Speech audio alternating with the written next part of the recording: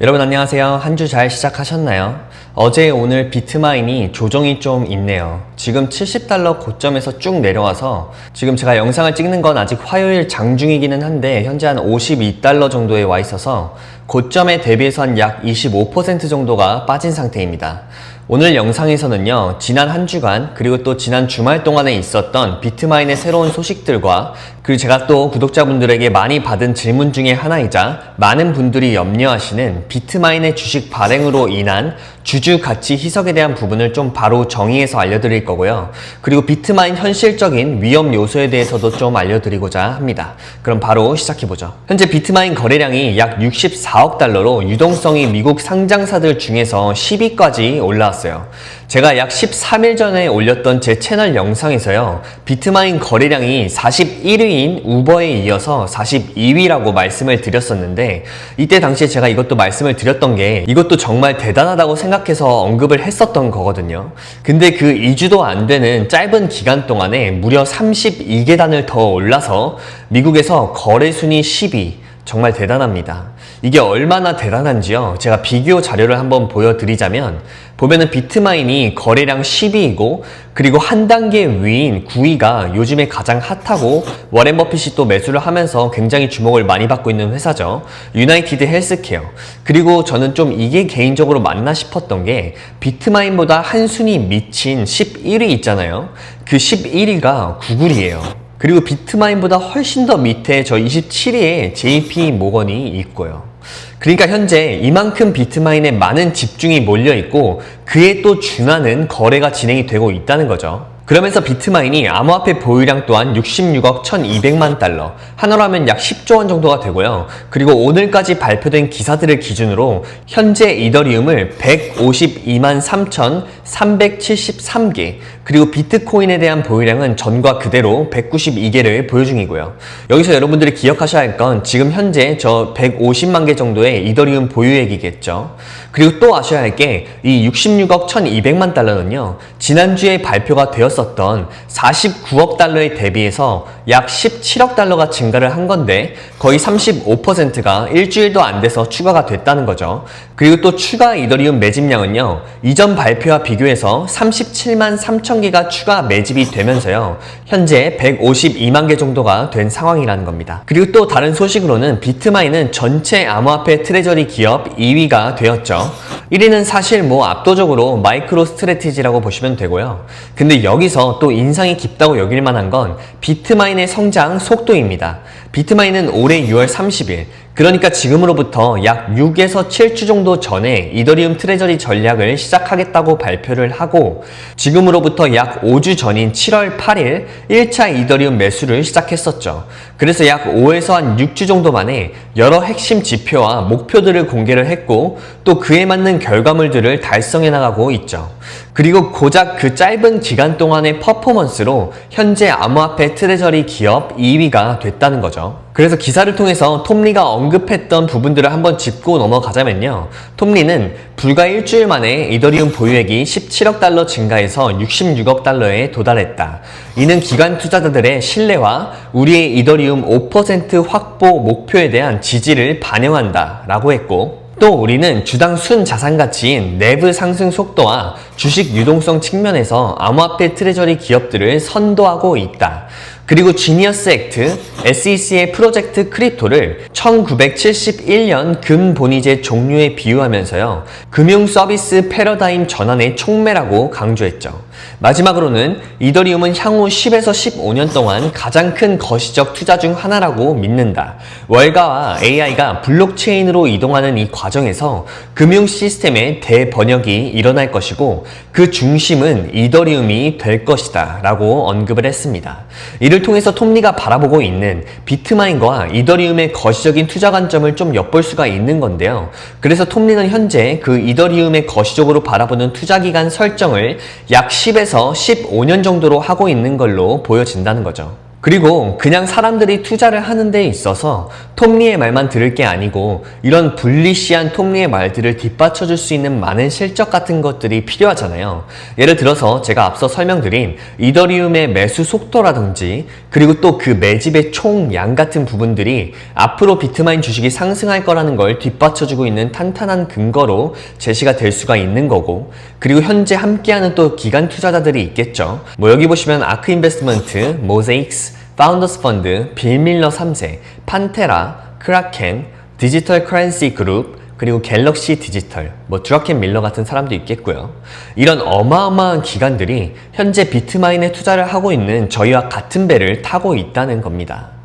자, 그리고 최근 이더리움 가격이 급등하면서요, 동시에 비트마인의 NAV, 순자산 가치도 같이 상승을 했죠. 현재 이더리움 보유량은 약 152만 개, 여기에 평가가 되고 있는 비트마인의 보유 가치는 약 65에서 66억 달러. 오늘 현재 기준으로 이더리움 가격은 약 4,300달러로 잡고요. 유통 주식수를 1억 7,300만 개, 이걸로 계산을 해보면 현재 순자산 가치인 NAV per share은 40달러가 되는 겁니다. 근데 제가 이전 비트마인 영상들을 통해서 계속 알려드리고 있죠. 이 트레저리 기업들은 이 순자산 가치에 하나를 더해야 된다고요. 그게 바로 MNAV라고 하는 프리미엄입니다. 그래서 이 프리미엄 가격을 적용을 해보면 제가 지난번에 붙였던 1.5의 프리미엄을 붙여서 계산을 하면 현재 60달러. 근데 이 프리미엄 지금 현재로는 얼마인지 한번 보죠. 자, 여기를 보면 현재 비트마인의 MNAV, 즉 프리미엄은 1.25로 나오네요. 그럼 다시 돌아와서 1.25로 수정을 해서 계산을 해보면요, 현재 50달러가 되는 겁니다.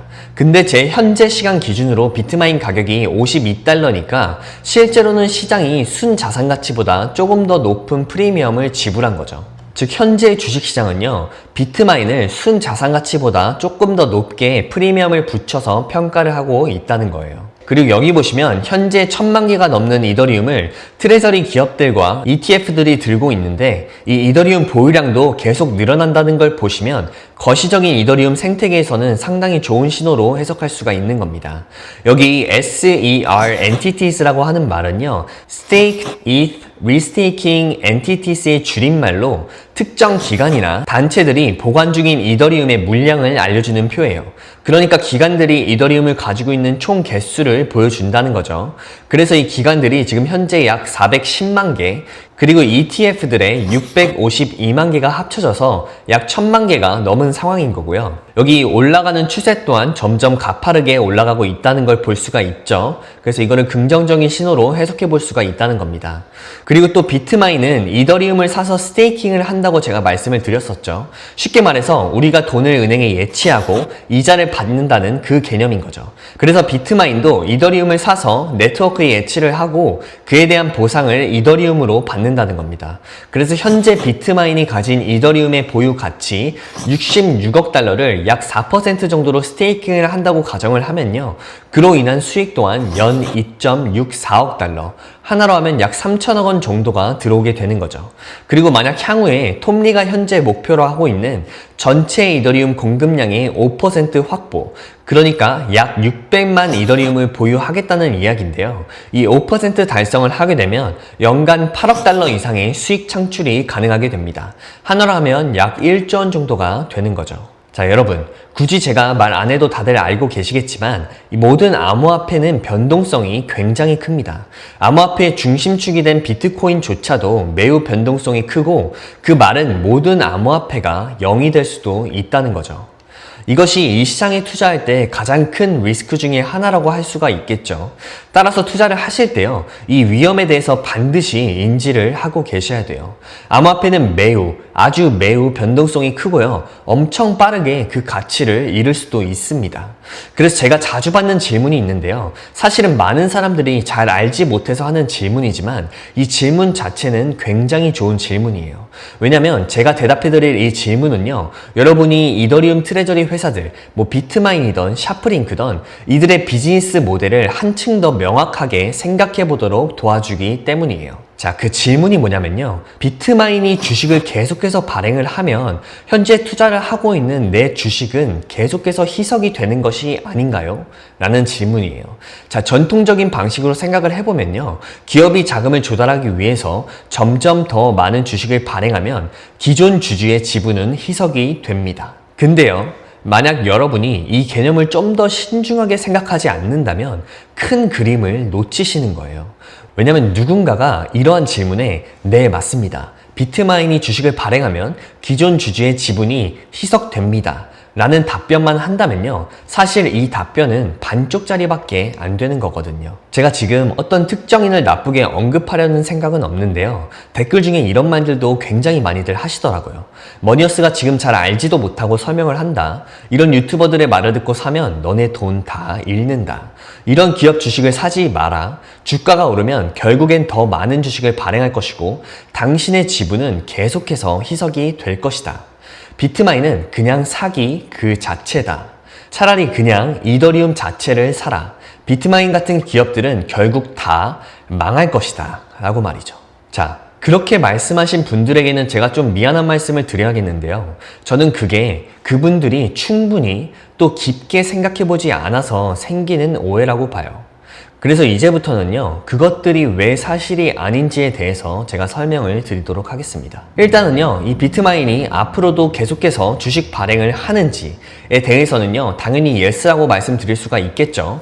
회사는 계속해서 자금을 조달하기 위해서 주식을 발행할 것입니다. 그리고 그 돈으로요, 더 많은 이더리움, 즉 동일하며 똑같은 그 자산을 매수할 겁니다. 그러나 중요한 점은요, 비트마인은 이것을 가치 증가적 방식으로 한다는 거예요. 자, 그렇다면 이 가치 증가적 방식이란 도대체 뭘까요? 영어로 하면요, accretive라고 하는데요. 단어를 해석해보면 점진적이고 의도적인 성장이라는 말이에요. 즉, accretive란 회사가 주식을 발행은 하겠는데 주주에게도 가치를 더해준다는 뜻입니다. 우리가 흔히들 생각하고 오해하고 있는 기존 주주들의 가치가 희석되는 것이 아니라요. 자, 어떻게 이게 가능할까요? 이제 한번 제가 설명을 드려볼게요. 자, 이런 트레저리 기업들을 볼 때 주목해야 하는 핵심 지표는 바로 그 회사가 보유한 자산, 즉 주당 이더리움 보유량입니다. 회사가 주식을 발행해서 자금을 조달하고 그 자금으로 딴짓을 안 하고 더 많은 이더리움을 사들여서 주당 이더리움 보유량이 증가한다면요. 그것이 바로 accretive 발행입니다.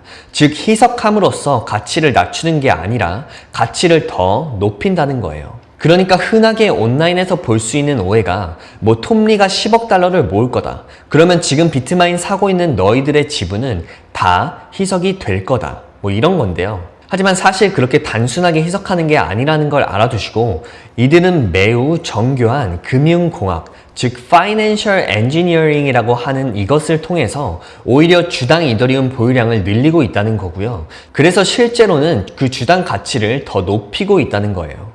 자, 그러면 어떻게 이런 일이 가능한지를 아셔야겠죠. 그것은 바로 프리미엄을 붙인 주식 발행을 통해서 이루어집니다. 즉 회사는요, 새로운 주식을 발행해서 투자자에게 판매를 하죠. 이것이 여러분들이 많이 들어보셨을 Stock Offering이라는 주식 발행이고요. 그 대가로 회사는 현금을 받죠. 자, 보통의 경우라면 이 돈으로 회사를 키우거나 빚을 갚거나 뭐 이렇게 쓸 수가 있는 건데 지금 이 트레저리 기업의 경우에는요, 단순히 그 자산, 즉 이더리움을 사들이는데 그 모든 현금을 쓰고 있다는 거죠. 그리고 그들은 주식을 발행할 때 그냥 발행을 하는 게 아니라요. 가격에 프리미엄을 붙여서 주식을 발행한다는 거예요.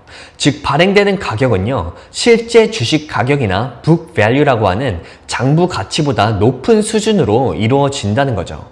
이것이 바로 프리미엄 발행이에요.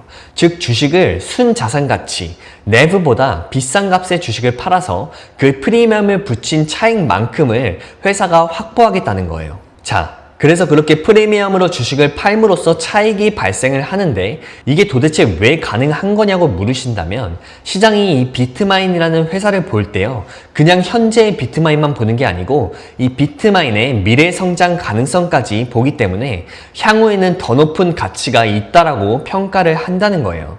그래서 이것을 바로 프리미엄을 붙인 가치 증가 방식, accretive 발행이라는 겁니다.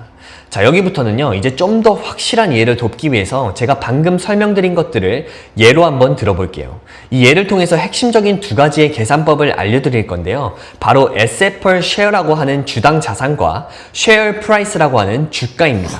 여러분이 이 계산법을 알고 계시면 나중에 비트마인뿐만 아니라 뭐 샤프링크나 마이크로 스트래티지나 어떠한 암호화폐 트레저리 기업이든지 이 계산법을 적용을 해서요, 핵심적인 지표로 사용을 하실 수가 있으니까 한번 잘 들어보세요. 자, 가상의 회사 A가 있다고 가정합시다. 이 회사는요, 이더리움 1개를 보유하고 있고 이 회사 A가 발행한 총 주식수는 100주입니다.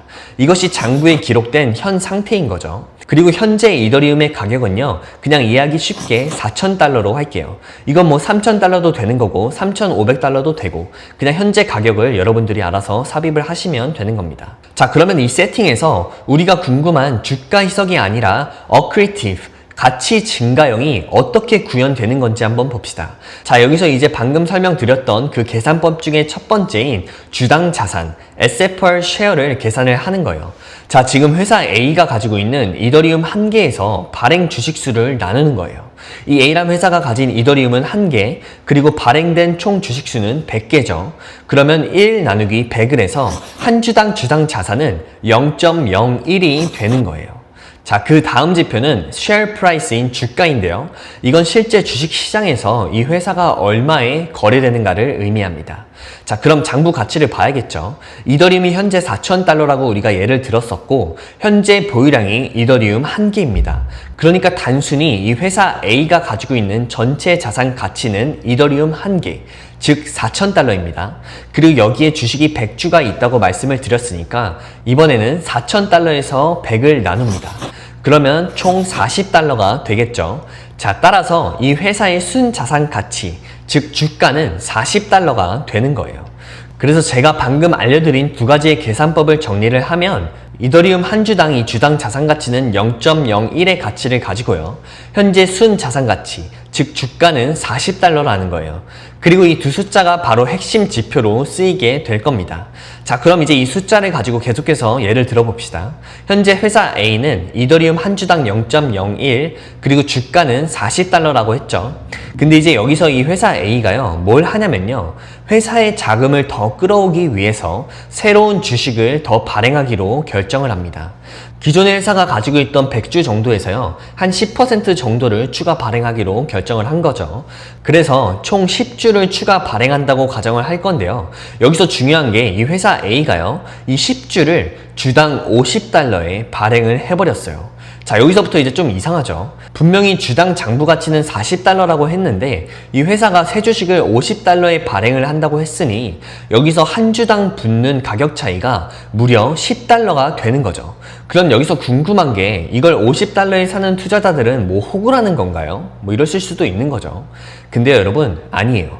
왜 그러냐면요, 이 발행된 주식에는 한 주당 10달러의 프리미엄이 붙었다는 거예요. 그리고 그 뜻은 시장이 그만큼의 미래 가치를 인정해 주겠다는 거고요. 자, 그럼 이거는 제가 좀 이따가 다시 설명을 드리겠고요. 지금 이 회사 A는 이번 발행을 통해서 총 얼마를 조달했을까요? 회사 A가 총 10주를 50달러에 조달했다고 했으니까 10 곱하기 50을 해서 총 500달러를 조달을 한 거죠. 자, 근데 이 회사 A가요, 딴짓을 안 하고 조달한 이 500달러라는 돈으로 다시 이더리움을 삽니다. 이때 이더리움 가격은 여전히 4,000달러라고 가정을 합시다. 그럼 이 500달러로 이더리움 몇 개를 살 수 있을까요? 자, 500달러 나누기 4,000달러를 하면 되겠죠. 그러면 총 0.125만큼의 이더리움을 새로 매수할 수가 있게 된 거예요. 자, 그럼 이제 새로 산 0.125 이더리움을 기존의 회사 A가 가지고 있던 이더리움 한 개에 더하면요, 지금 회사 A가 총 가지고 있는 이더리움은 1.125 이더리움이 되겠죠. 자, 그러면 다른 것도 알아봐야 되는데요. 제가 처음에 말씀을 드렸던 이 회사 A의 총 주식수는 100주였는데 거기에 10주를 새로 발행을 했으니까 이제 회사 A의 총 주식 발행수는 100 더하기 10을 해서 총 110주가 됐습니다. 자, 그렇다면 이제 아까 제가 말씀드린 두 개의 계산법이 있죠. 그걸 다시 계산을 해볼 거예요. 그러면 이제 왜 가치가 증가하는지 이해를 하실 수가 있게 됩니다. 자, 회사 A가 새로 매입한 이더리움의 총 개수는 1.125라고 말씀을 드렸죠. 거기서 총 발행 주식 수 110주를 나누면 0.01020 주당 이더리움 결과값이 나오는 거죠.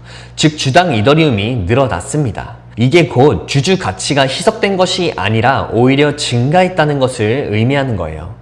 그리고 아까 두 번째 계산법이었던 주가, share price를 한번 보죠. 자, 보유 이더리움은 1.125고 이더리움의 가격은 4,000달러니까 총 자산 가치는 4,500달러예요. 왜냐면 아까 주식 10주 발행해서 500달러를 번 걸로 이더리움을 다시 산 거니까 기존의 4,000달러 더하기 500달러를 해서 4,500달러가 된 거죠. 자, 그러면 4,500달러에서 110주를 나눕니다. 그러면 이 NAV라고 불리는 순자산 가치가 40.9달러가 나와요. 자, 여러분, 아까는 얼마였죠? 40달러였죠? 근데 지금은 40.9달러로 가격이 올랐습니다. 자, 이제 조금 이해가 되실까요? 자, 지금 저는 이더리움이 신규 주식 발행을 하면 기존 주주들의 가치가 희석이 돼서 안 좋은 게 아니냐는 거에 대한 반박 및 설명 계산법을 알려드리는 겁니다. 자, 쉽게 이미지와 함께 정리를 해보죠. 자, 신주를 발행하기 전에 이더리움의 주당 가치는 0.01 그리고 주가는 40달러였는데요. 이 회사 A가 신주를 발행한 이후에 이더리움의 주당 가치가 0.0102로 올랐고 주가도 40.9달러로 0.9달러가 오른 거죠.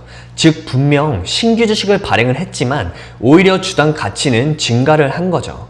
자, 왜? 도대체 어떻게 이게 가능해진 거야? 라고 하신다면 제가 설명을 드렸죠. 미래 기대 가치, 즉 프리미엄 덕분입니다. 즉 시장 참여자, 기관이나 우리 같은 개인 투자자들은요, 이 회사가 단순히 이더리움을 사는 것 이상의 가치를 만들어낼 것이다 라고 믿기 때문에요. 미래 성장 프리미엄을 반영한 가격에 투자를 하고 이 회사가 그렇게만 해준다면 내 주당 이더리움 보유량은 장기적으로 더 늘어난다는 기대감이 이 안에 들어가 있다는 거예요. 자, 그런데요, 어떤 사람들은 또 이렇게 물으실 수가 있어요. 근데 현실에서 왜 샤프링크나 비트마인이 자금 조달, 즉 주식을 발행하면 왜 주가가 계속 떨어져요? 라고 말이죠. 근데 그 이유는요, 주가가 항상 NAV라고 하는 이 순자산 가치와 같지 않기 때문에 그래요. 그리고 그거는요, 센티멘트라고 불리는 시장 심리 때문에 그런 건데요. 이 심리라고 말을 하는 게 되게 좀 애매해요. 이 숫자 놀이 하는 이과스러운 주식시장에서 자꾸 그 문과적인 어떤 아리송한 게 끼어드는 것 같단 말이죠. 근데 여러분, 이게 현실이에요. 여기서는요, 제가 존 메이어드 케인즈라는 사람의 유명한 인용글을 하나 사용을 할게요. Markets can remain irrational longer than you can remain solvent. 즉 시장은 당신이 버틸 수 있는 기간보다 더 오랫동안 비이성적으로 머물 수 있다 라는 말인데요.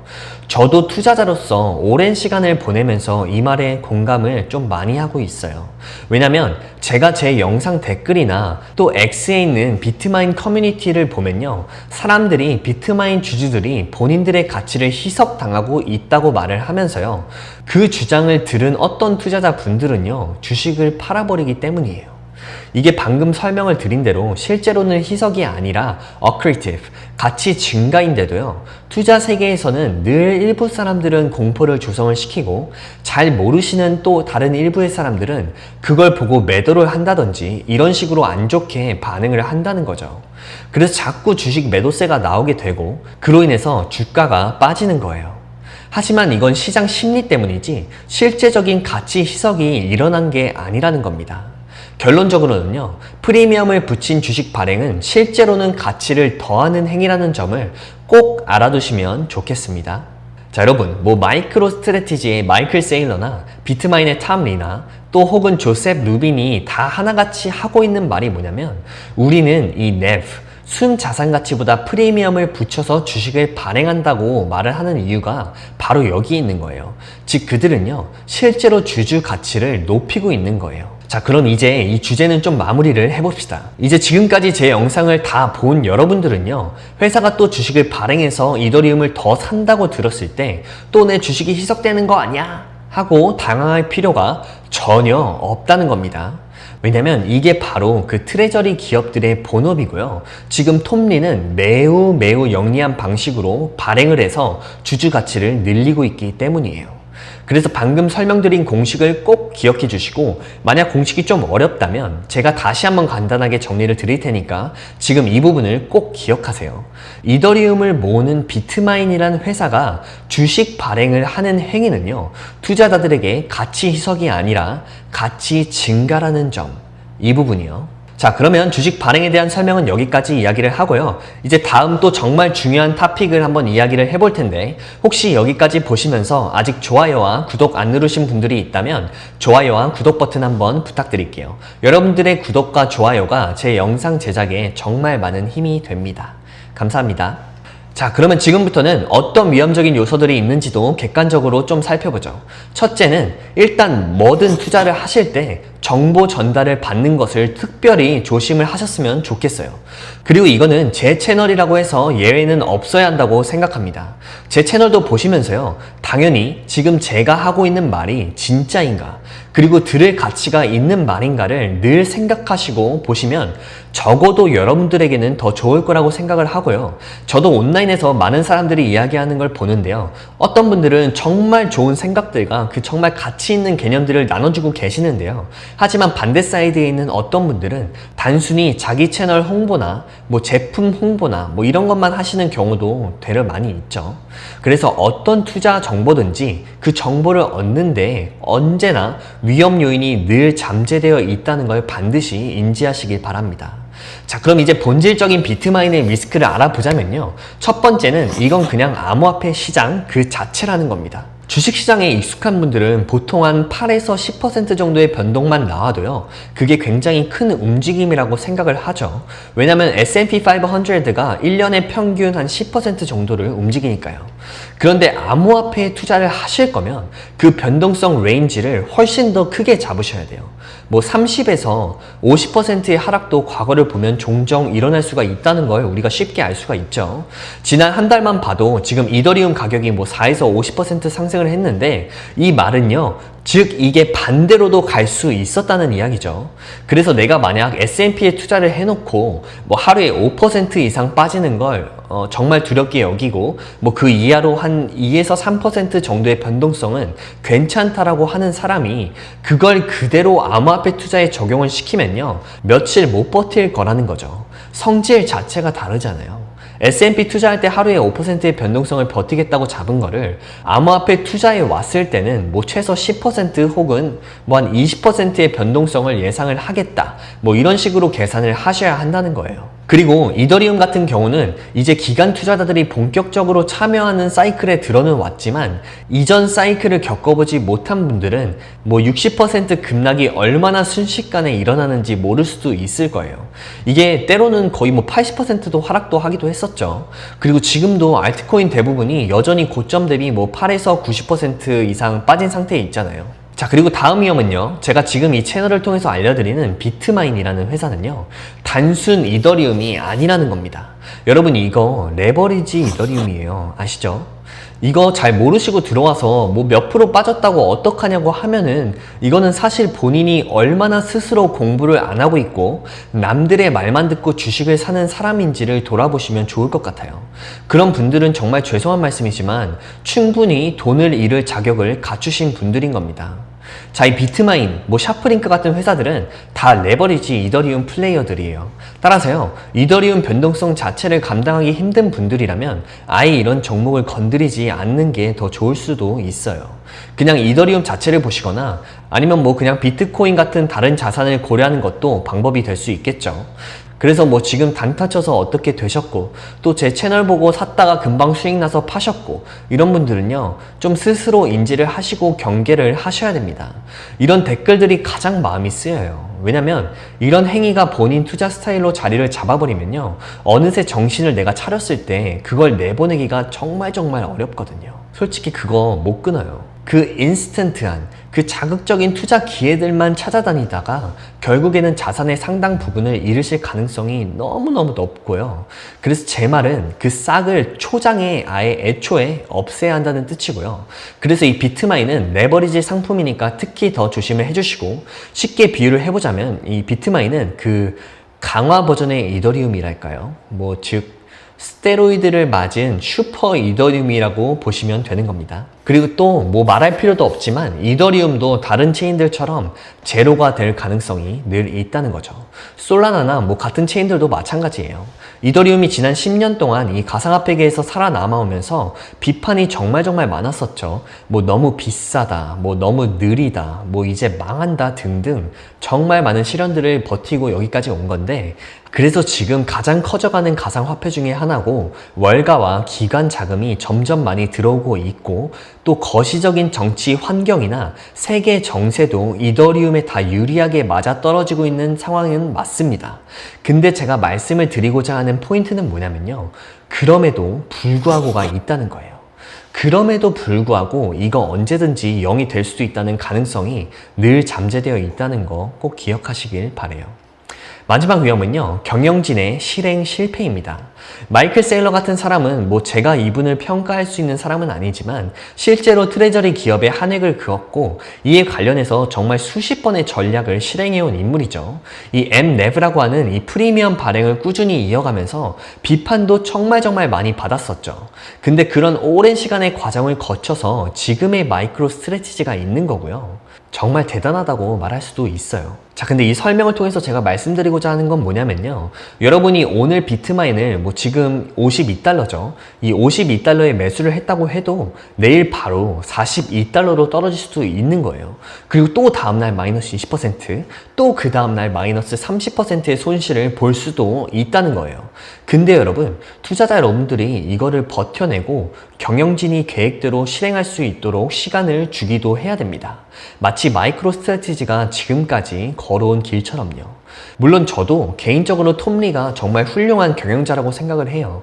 제가 주식 투자를 10년 넘게 하면서 쭉 봐왔는데, 톰 리가 그 JP모건에 있을 때부터 정말 명확하고 설득력 있게 말하는 걸 저는 많이 봐왔어요.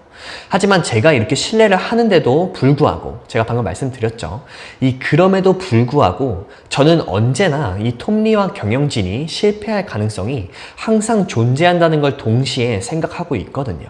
그 영화 타짜에 보면 편경장이 고니한테 마지막 인사할 때 이런 말을 하잖아요. 이 바닥에는 영원한 적도 없고 영원한 친구도 없다. 참 냉정하고 싸늘한 이야기인데 투자도 마찬가지인 것 같아요.